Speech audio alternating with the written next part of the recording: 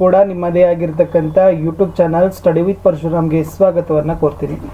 ಇಂದು ದ್ವಿತೀಯ PUC ಅರ್ಥಶಾಸ್ತ್ರದಲ್ಲಿ ಅರ್ಧ ವಾರ್ಷಿಕ ಅಂದರೆ ಮಿಡ್ ಟರ್ಮ್ ಎಕ್ಸಾಮ್ ಕ್ವಶನ್ ಪೇಪರನ್ನು ಹಾಕ್ತಾ ಇದ್ದೀವಿ. ಇದಕ್ಕಿಂತ ಮುಂಚೆ ನಾವು ಸೆಕೆಂಡ್ PUC ಅವರಿಗೆ ಕನ್ನಡದಲ್ಲಿ ಹಾಕಿದ್ದೀವಿ, ಇಂಗ್ಲೀಷ್ ಮತ್ತು ಹಿಸ್ಟ್ರಿಯಲ್ಲಿನೂ ಕೂಡ. ಸೊ ಲಾಸ್ಟ್ ಇಯರ್ ಆಗಿರ್ತಕ್ಕಂಥ ಎಕ್ಸಾಮ್ ಕ್ವಶನ್ ಪೇಪರನ್ನು ಹಾಕಿದ್ದೀವಿ. ಸೊ ಕ್ವಶನ್ಸ್ ರಿಪೀಟ್ ಆಗ್ತಕ್ಕಂಥ ಚಾನ್ಸಸ್ ಇದ್ದಾವೆ. ಕ್ವಶನ್ಸ್ಗಳನ್ನ ಇಂಪಾರ್ಟೆನ್ಸ್ ನೋಡ್ಕೊಡ್ರಿ ಅಂತ ಹೇಳ್ತಾ ತಾವೆಲ್ಲರೂ ಕೂಡ ವಿಡಿಯೋನ ಲೈಕ್, ಶೇರ್ ಹಾಗೂ ಸಬ್ಸ್ಕ್ರೈಬ್ ಮಾಡಲಿಕ್ಕೆ ಮರೆಯದಿರಿ.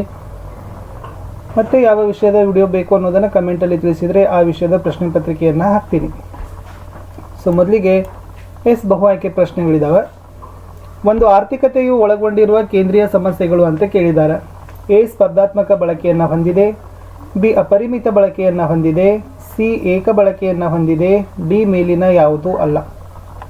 ಎರಡನೇ ಪ್ರಶ್ನೆ, ಲಂಬಾಂತರ ಬೇಡಿಕೆ ರೇಖೆಯು ಹೊಂದಿರುವುದು ಪರಿಪೂರ್ಣ ಸ್ಥಿತಿಸ್ಥಾಪಕತ್ವ, ಬಿ ಪರಿಪೂರ್ಣ ಅಸ್ಥಿತಿಸ್ಥಾಪಕತ್ವ, ಸಿ ಸರಿಸಮಾನ ಸ್ಥಿತಿಸ್ಥಾಪಕತ್ವ, ಡಿ ಮೇಲಿನ ಯಾವುದೂ ಅಲ್ಲ.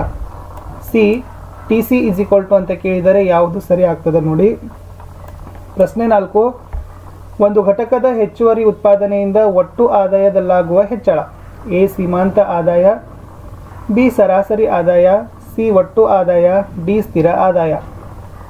5, ಬೆಲೆಯು ಈ ಕೆಳಗಿನ ವೆಚ್ಚದ ಕನಿಷ್ಠ ಮಟ್ಟಕ್ಕಿಂತ ಹೆಚ್ಚಾಗಿರುವವರೆಗೆ ಉದ್ಯಮ ಘಟಕಗಳು ಅಸಾಧಾರಣ ಲಾಭವನ್ನು ಗಳಿಸ್ತದೆ. ಸೀಮಾಂತ ವೆಚ್ಚ, ಸರಾಸರಿ ವೆಚ್ಚ, ಒಟ್ಟು ವೆಚ್ಚ, ಸ್ಥಿರ ವೆಚ್ಚ. ಬಿಟ್ಟ ಸ್ಥಳ ಇದ್ದಾವೆ. 5 ಬಿಟ್ಟ ಸ್ಥಳಗಳನ್ನು ತಾವೇನು ಮಾಡಬೇಕು, ಸೂಕ್ತವಾದ ಉತ್ತರಗಳನ್ನು ಬರಬೇಕು. ಆಲ್ರೆಡಿ ನಿಮಗೆ ಆಯ್ಕೆಗಳನ್ನು ಕೊಡ್ತಾರೆ ಹೊಸ ಪ್ಯಾಟರ್ನಲ್ಲಿ. ಇನ್ನು ಹೊಂದಿಸಿ ಬರೆಯರಿದ್ದಾವೆ. ಸೊ ನೋಡ್ಕೊಡ್ರಿ ಯಾವೆಲ್ಲ ಎ ವಿಭಾಗದಲ್ಲಿರ್ತಕ್ಕಂಥ ಹೊಂದಿಸಿ, ಬಿದಲ್ಲಿ ಏನು ಮಾಡಬೇಕು, ಹೊಂದಿಸಿ ಬರಿಬೇಕು. ಒಂದಂಕದ ಪ್ರಶ್ನೆಗಳಲ್ಲಿ ಕೇಳಿದರೆ ಏಕಸ್ವಾಮ್ಯ ಎಂದರೇನು, ಬೆಲೆ ಅಂತಸ್ತು ಎಂದರೇನು, ಸರಾಸರಿ ಆದಾಯ ಲೆಕ್ಕಾಚಾರ ಮಾಡೋ ಸೂತ್ರ ಬರೀರಿ, ಕೇಂದ್ರೀಯ ಯೋಜಿತ ಆರ್ಥಿಕತೆಯನ್ನು ಏನಂತ ಅರ್ಥೈಸ್ತೀರಿ, MRS ಅನ್ನು ವಿಸ್ತರಿಸಿ ಬರೆಯಿರಿ. ಮುಂದೆ ಮೇನ್ 5ದಲ್ಲಿದೆ 9 ಪ್ರಶ್ನೆಗಳಿಗೆ 4 ವಾಕ್ಯಗಳಲ್ಲಿ ಉತ್ತರಗಳನ್ನು ಬರೀಬೇಕಾಗ್ತದೆ. ಪ್ರತಿ ಪ್ರಶ್ನೆಗೆ 2 ಅಂಕ ಇದೆ. ಏಕಾತ್ಮಕ ಒಲವು ಅಂದರೆ ಏನು, ಅಲ್ಪಾವಧಿ ವೆಚ್ಚಗಳನ್ನು ಹೆಸರಿಸಿರಿ, ಕೆಳದರ್ಜೆಯ ಸರಕುಗಳು ಎಂದರೇನು, ಉದಾಹರಣೆ ಕೊಡಿ, ಸದಾವಕಾಶ ವೆಚ್ಚ ಎಂದರೇನು, ಸೂಕ್ಷ್ಮ ಮತ್ತು ಸಮಗ್ರ ಅರ್ಥಶಾಸ್ತ್ರದ ವ್ಯತ್ಯಾಸಗಳನ್ನು ತಿಳಿಸಿ, ಪ್ರತಿಫಲ ಪ್ರಮಾಣದ ವಿಧಗಳನ್ನು ತಿಳಿಸಿ, ಬೆಲೆ ಪೂರೈಕೆ ಸ್ಥಿತಿಸ್ಥಾಪಕತ್ವದ ಅರ್ಥ ನೀಡಿ ಅದರ ಸೂತ್ರ ಬರೆಯಿರಿ, ಪರಿಪೂರ್ಣ ಪೈಪೋಟಿ ಮಾರುಕಟ್ಟೆಯಲ್ಲಿ ಒಂದು ಉದ್ಯಮ ಘಟಕವು ಲಾಭವನ್ನು ಗಳಿಸಲು ಅಗತ್ಯವಿರುವ ಷರತ್ತುಗಳನ್ನು ತಿಳಿಸಿ, ಅಧಿಕ ಬೇಡಿಕೆ ಮತ್ತು ಅಧಿಕ ಪೂರೈಕೆ ನಡುವಿನ ವ್ಯತ್ಯಾಸ ತಿಳಿಸಿ, ಶ್ರಮದ ಮಾರುಕಟ್ಟೆಯಲ್ಲಿ ಕೂಲಿ ಹೇಗೆ ನಿರ್ಧಾರವಾಗ್ತದೆ, ಏಕಸ್ವಾಮ್ಯ ಮಾರುಕಟ್ಟೆ ಲಕ್ಷಣಗಳನ್ನು ಬರೀರಿ, ಸರಾಸರಿ ಆದಾಯ ಮತ್ತು ಸೀಮಾಂತ ಆದಾಯಗಳ ಅರ್ಥ ತಿಳಿಸಿ, ಸಮತೋಲನ ಬೆಲೆ ಮತ್ತು ಪ್ರಮಾಣವನ್ನು ವ್ಯಾಖ್ಯಾನಿಸಿ, ಬೆಲೆ ಬೇಡಿಕೆ ಸ್ಥಿತಿಸ್ಥಾಪಕತ್ವ ಎಂದರೆ ಏನೆಂದು ಅರ್ಥೈಸುವಿರಿ. 7 ಪ್ರಶ್ನೆಗಳಿಗೆ 12 ವಾಕ್ಯಗಳಲ್ಲಿ ಉತ್ತರಗಳನ್ನು ಬರೀಬೇಕು. ಒಂದು ಆರ್ಥಿಕತೆಯ ಕೇಂದ್ರೀಯ ಸಮಸ್ಯೆಗಳನ್ನು ಸಂಕ್ಷಿಪ್ತವಾಗಿ ವಿವರಿಸಿರಿ, ಉತ್ಪಾದನಾ ಸಾಧ್ಯತಾ ಗಡಿಯನ್ನು ಸಂಕ್ಷಿಪ್ತವಾಗಿ ವಿವರಿಸಿ, ಬದಲಿ ಸರಕು ಮತ್ತು ಪೂರಕ ಸರಕುಗಳ ವ್ಯತ್ಯಾಸ ವಿವರಿಸಿರಿ, ಔದಾಸೀನ್ಯ ನಕ್ಷೆಯನ್ನು ಚಿತ್ರದೊಂದಿಗೆ ಬರೆಯಿರಿ, ಒಟ್ಟು ಉತ್ಪನ್ನ, ಸೀಮಂತ ಉತ್ಪನ್ನ, ಸರಾಸರಿ ಉತ್ಪನ್ನಗಳನ್ನು ಉದಾಹರಣೆ ಸಹಿತ ವಿವರಿಸಿರಿ. ಈ ಕೆಳಗಿನ ಷರತ್ತಿನ ಅಡಿಯಲ್ಲಿ ಪರಿಪೂರ್ಣ ಪೈಪೋಟಿಯಲ್ಲಿ ಉದ್ಯಮ ಘಟಕದ ಲಾಭ ಗರಿಷ್ಠಗೊಳಿಸುವ ಬಗ್ಗೆ ಸಂಕ್ಷಿಪ್ತ ಟಿಪ್ಪಣಿ ಬರೆಯಿರಿ, ಸಮತೋಲನದ ಮೇಲೆ ಏಕಕಾಲ ಪಲ್ಲಟಗಳ ಪರಿಣಾಮಗಳನ್ನು ತೋರಿಸುವ ಕೋಷ್ಟಕ ಬರೆಯಿರಿ, TR ಮತ್ತು MRಗಳನ್ನು ಕಂಡುಹಿಡಿಯಿರಿ, ಕೋಷ್ಟಕ ನೋಡಿ, ಕೆಲ ಜನ ಸ್ವಾಮ್ಯದಲ್ಲಿ ಉದ್ಯಮ ಘಟಕಗಳು ಹೇಗೆ ವರ್ತಿಸುತ್ತದೆ ಅಂತಕ್ಕದ ವಿವರಿಸಿರಿ, ಬೆಲೆ ಮಿತಿಯ ಬಗ್ಗೆ ಟಿಪ್ಪಣಿ ಬರೆಯಿರಿ, ಪರಿಪೂರ್ಣ ಪೈಪೋಟಿ ಮಾರುಕಟ್ಟೆ ಲಕ್ಷಣಗಳನ್ನು ವಿವರಿಸಿರಿ ಅಂತ ಕೇಳಿದ್ದಾರೆ. ಇವೆಲ್ಲ ಏನಾಗಿತ್ತಪ್ಪ ಅಂದರೆ 4 ಅಂಕದ ಪ್ರಶ್ನೆಗಳೇ ಆಗಿತ್ತು. ಅಂದರೆ 12 ವಾಕ್ಯಗಳಲ್ಲಿ ಉತ್ತರಗಳನ್ನು ಬರೀಬೇಕಾಗಿತ್ತು. ಪ್ರಶ್ನೆ 31ರಿಂದ 41ರವರೆಗೆ.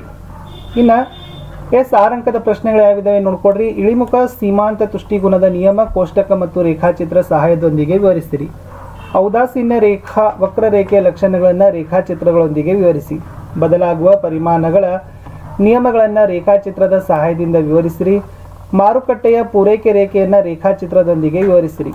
ಸೊ ಗೋಧಿಯ ಮಾರುಕಟ್ಟೆ ಬೇಡಿಕೆ ಮತ್ತು ಮಾರುಕಟ್ಟೆ ಪೂರೈಕೆ ರೇಖೆಯನ್ನು ಈ ಕೆಳಗೆ ಕೊಟ್ಟಿದ್ದಾರೆ ಅಂತ ತಿಳಿಯೋಣ. ಅದರ ಸಮತೋಲನ ಬೆಲೆ ಕಂಡುಹಿಡಿಬೇಕು, ಸಮತೋಲನ ಬೇಡಿಕೆ ಮತ್ತು ಪೂರೈಕೆ ಕಂಡುಹಿಡಿಬೇಕು. ಸಿದಲ್ಲಿ P ಸಮತೋಲನ ಬೆಲೆಯಾದಾಗ ಕಡಿಮೆ ಬೇಡಿಕೆ ಮತ್ತು ಪೂರೈಕೆಯನ್ನು ಕಂಡುಹಿಡಿಯಿರಿ. ಏಕಸ್ವಾಮ್ಯ ಉದ್ಯಮ ಘಟಕದ ಸಮತೋಲನವನ್ನು ಶೂನ್ಯ ವೆಚ್ಚದ ಸರಳ ಪ್ರಕರಣದ ಸಹಾಯದಿಂದ ವಿವರಿಸಿರಿ, ವಿವಿಧ ಅಲ್ಪಾವಧಿ ವೆಚ್ಚಗಳನ್ನು ವಿವರಿಸಿರಿ. ಕೋಷ್ಟಕ ಇದೆ. ಸೊ ಘಟಕಗಳು, ಅವುಗಳಿಗೆ ಉತ್ಪನ್ನಗಳನ್ನು ಕಂಡುಹಿಡಬೇಕು. ಇನ್ನು 50ನೇ ಪ್ರಶ್ನೆಯಲ್ಲಿ ಸೊ ಆದಾಯ, ಸರಾಸರಿ ಆದಾಯದ ಅನುಸೂಚಿಯನ್ನು ಲೆಕ್ಕಾಚಾರ ಮಾಡಬೇಕು. ಲಾಸ್ಟ್ ಕ್ವಶನ್ ಇದೆ ನೋಡಿ. ಒಬ್ಬ ಅನುಭೋಗಿಯು 2 ಸರಕುಗಳನ್ನು ಅನುಭೋಗಿಸಲು ಬಯಸುತ್ತಾಳೆ. ಬಾಳೆಹಣ್ಣಿನ ಬೆಲೆ 5, ಮಾವಿನ ಹಣ್ಣಿನ ಬೆಲೆ 10. ಅನುಭೋಗಿಯ ಆದಾಯ 40 ಆಗಿದೆ. ಈ ಕೆಳಗಿನವುಗಳನ್ನು ಉತ್ತರಿಸಿ ಅಂತ ಕೇಳಿದ್ದಾರೆ. ಸೊ ಫಸ್ಟ್, ಅನುಭೋಗಿಯು ತನ್ನ ಸಂಪೂರ್ಣ ಆದಾಯವನ್ನು ಖರ್ಚು ಮಾಡಿ ಎಷ್ಟು ಪ್ರಮಾಣದ ಹಣ್ಣನ್ನು ಅನುಭೋಗಿಸಬಹುದು? ಅನುಭೋಗಿ ತನ್ನ ಸಂಪೂರ್ಣ ಆದಾಯವನ್ನು ಖರ್ಚು ಮಾಡಿ ಎಷ್ಟು ಪ್ರಮಾಣದ ಮಾವಿನ ಹಣ್ಣನ್ನು ಅನುಭೋಗಿಸಬಹುದು? ಬಜೆಟ್ ರೇಖೆಯ ಇಳಿಜಾರು ಕೆಳಮುಖ ಅಥವಾ ಮೇಲ್ಮುಖವಾಗಿರುತ್ತದೆಯೇ? ಒಂದು ಬಾಳೆಹಣ್ಣನ್ನು ಹೆಚ್ಚುವರಿಯಾಗಿ ಪಡೆಯಲು ಮಾವಿನ ಹಣ್ಣನ್ನು ಬಿಟ್ಟು ಕೊಡಬೇಕಾಗುತ್ತದೆಯೇ? ಇದು ಸರಿಯೇ ಅಂತ ಕೇಳಿದ್ದಾರೆ. ಇಷ್ಟಿತ್ತು ಸ್ನೇಹಿತರೆ, ಸೆಕೆಂಡ್ PUC ಎಕನಾಮಿಕ್ಸಲ್ಲಿ ಮಿಡ್ ಟರ್ಮ್ ಎಕ್ಸಾಮ್ನ ಅರ್ಧವಾರ್ಷಿಕ ಪರೀಕ್ಷೆ ಪ್ರಶ್ನೆ ಪತ್ರಿಕೆಯನ್ನು ನಿಮಗೆ ಹಾಕಿದ್ದೀನಿ. ಸೊ ಮತ್ತೆ ಯಾವ ಕ್ವಶನ್ ಪೇಪರ್ ಬೇಕು ಅನ್ನೋದನ್ನು ಕಮೆಂಟಲ್ಲಿ ಹಾಕಿದರೆ ಖಂಡಿತವಾಗಿ ಆ ವಿಡಿಯೋನ ಸಹಿತ ಹಾಕ್ತೀನಿ. ತಾವೆಲ್ಲರೂ ಕೂಡ ವಿಡಿಯೋನ ಲೈಕ್, ಶೇರ್ ಹಾಗೂ ಸಬ್ಸ್ಕ್ರೈಬ್ ಮಾಡಲಿಕ್ಕೆ ಮರೆಯದಿರಿ. ಭಾಳಷ್ಟು ರೀತಿಯಾಗಿರ್ತಕ್ಕಂಥ ಕನ್ನಡ, ಇಂಗ್ಲೀಷ್, ಹಿಸ್ಟ್ರಿಯಲ್ಲಿ ನಾವು ಪ್ರಶ್ನೋತ್ತರಗಳನ್ನು ಹಾಕ್ತಾ ಇದ್ದೀವಿ, ಅವುಗಳನ್ನು ಸಹಿತ ನೋಡಿ. ಸಿಗ್ತೀನಿ ಹೊಸ ವಿಡಿಯೋದಲ್ಲಿ. ಅಲ್ಲಿಯವರೆಗೂ ಬಾಯ್.